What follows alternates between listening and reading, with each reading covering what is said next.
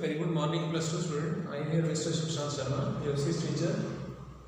Dear student, today I will discuss कि जब भी किसी इंसिडेंट रे ऑफ लाइट की ग्लास लैब के थ्रू रिफ्रैक्शन होगी तो इंसिडेंट एंड इमर्जेंट रे वो दोनों पैरेलल प्रोपेगेट करेंगे। मींस जितने एंगल के ऊपर कोई रे ऑफ लाइट इंसिडेंट करेगी उतने एंगल के ऊपर ही वो फाइनली इमर्ज होगी थ्रू द ग्लास लैब। तो इस डायग्राम के बीच में मान लेते हैं ये मेरे पास कोई ग्लास लैब है, कितने रिफ्रैक्टिव इंडेक्स वाली से μ2 वाली, ठीक। ये दूसरी मीडियम और बाहर क्या है एयर, उसको मैंने मीडियम नंबर 1 ले लिया। हो सकता है कि एयर के बजाय आप इसको वाटर में इमर्ज करें तो water will act as a medium number 1। इस मीडियम नंबर 1 का रिफ्रैक्टिव इंडेक्स कितना μ1। तो ग्लास लैब के बेटा दोनों साइड मीडियम कौन सा होगा, मीडियम 1 ही होगा। कितने रिफ्रैक्टिव इंडेक्स वाला μ1 रिफ्रैक्टिव इंडेक्स वाला। क्लियर। मान लेते हैं कि ओ ए रे ऑफ लाइट ने A point of the glass slab पे इंसिडेंट किया एट एन एंगल I1। अगर बाय चांस ये ग्लास लैब ना हो तो इंसिडेंट रे जाएगी इस डॉटेड पाथ के अराउंड, लेकिन ए पॉइंट के ऊपर ये रे ऑफ लाइट एनकाउंटर करेगी इस ग्लास लैब को, इसलिए जो रे एयर से आ रही होगी वो घुसेगी, उसकी रिफ्रैक्शन होगी डेंसर मीडियम में, glass that is more denser because its refractive index μ2 that is greater than μ1। So that's why ये ग्लास लैब जाकर medium 2 will more optically denser. यहां से रे ऑफ लाइट की रिफ्रैक्शन होगी एट एन एंगल R1। फिर क्या होगा, ये वाली ray of light A B ray of light B point के लिए एक इंसिडेंट रे ऑफ लाइट का रोल प्ले करेगी। कितने एंगल पर ये इंसिडेंट करेगी, let this angle is I2 and इस पॉइंट के ऊपर ये रे ऑफ लाइट फॉल करेगी I2 एंगल के ऊपर एंड फाइनली इमर्ज हो जाएगी at an angle E along the path BG. This BG as per this diagram is emergent ray of light. हमने प्रूव करना है कि इंसिडेंट रे OA एंड इमर्जेंट रे BG का पाथ जो है वो पैरेलल होगा। इन द नेक्स्ट पार्ट हम क्या करेंगे, I इक्वल टू अगर E प्रूव कर देते हैं तो प्रूव हो जाएगा कि OA incident ray of light and BG emergent ray of light का पाथ पैरेलल होगा। तो इस मोटिव के लिए हम क्या करेंगे, A एंड B पॉइंट के ऊपर स्नेल्स लॉ अप्लाई करेंगे। तो A पॉइंट पर क्या होगा, स्नेल्स लॉ अप्लाई करेंगे तो रे ऑफ लाइट मीडियम 1 से जा रही है तो 1 μ it will equal to what, sine कितना है angle of incidence I1 over sine R1 angle of refraction.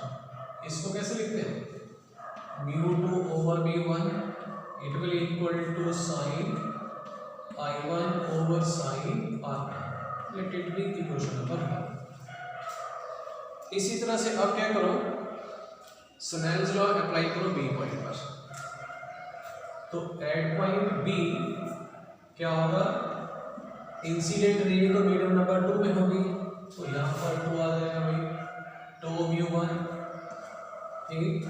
Angle of incidence that is I2 ये आ जाएगा, angle of refraction that is angle E R1 की जगह पर आ जाएगा E।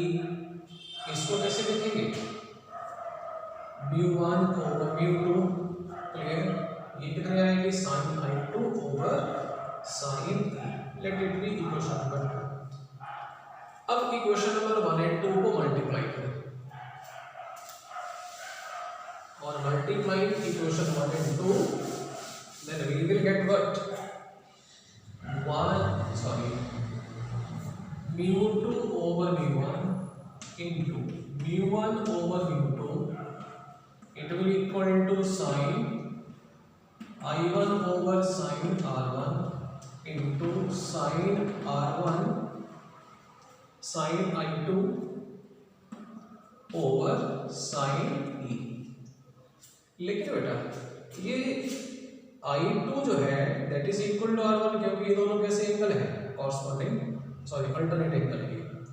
So R I two it will equal to R one, तो ये दोनों कैंसिल हो जाएंगे, क्लियर, और ये कैंसिल हो गए, तो हमारे पास क्या है, one equal to sine I one over sine E, cross multiply करो यहाँ से, तो साइन ई आगे साइन आई वन, तो angle E it will be equal to angle I one, means angle of incidence and angle of emergence दोनों equal होंगे। What does that means कि incident ray of light and emergent ray of light they will always go parallel.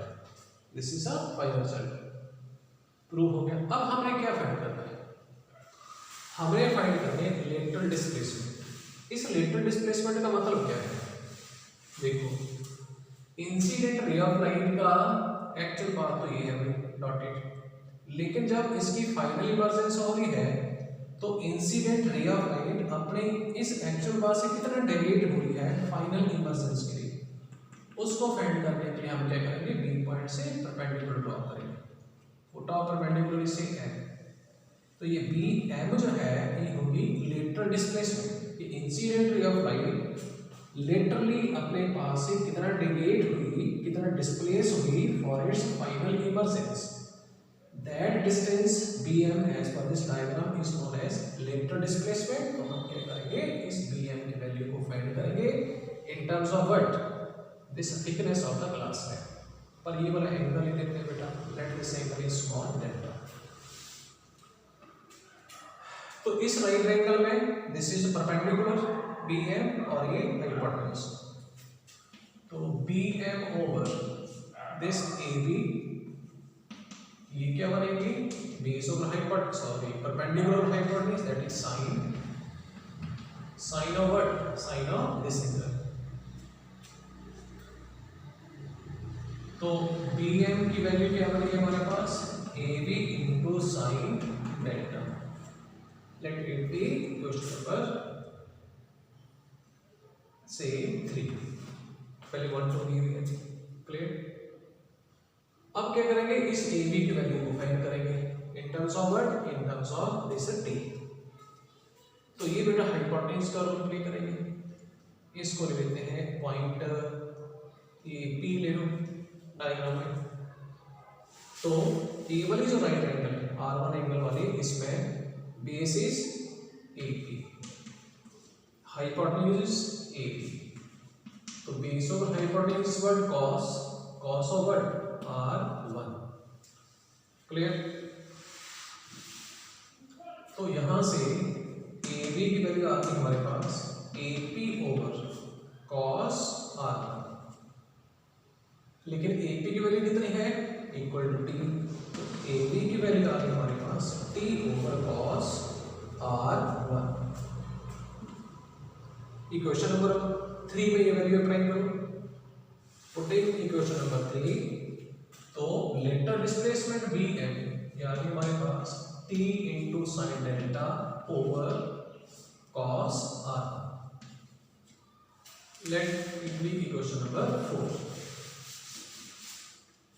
लेकिन diagram में क्या है, eight point A point पर क्या है डायग्राम में, this angle I1 it is equal to angle R1 plus delta.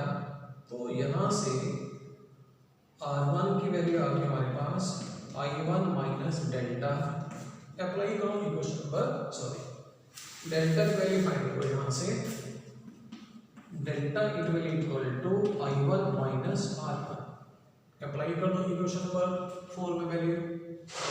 So equation number 4 become what, this bm, that is the lateral displacement, that is equal to t into sin I1 minus R1 over cos what, cos R1। this is the expression for lateral displacement, कि जब किसी भी ray of light की glass slab के through final emergence होगी तो कितना वो लेटरली डिस्प्लेस होगी, t sine R1 I1 minus R1 over cos R1। Thank you students.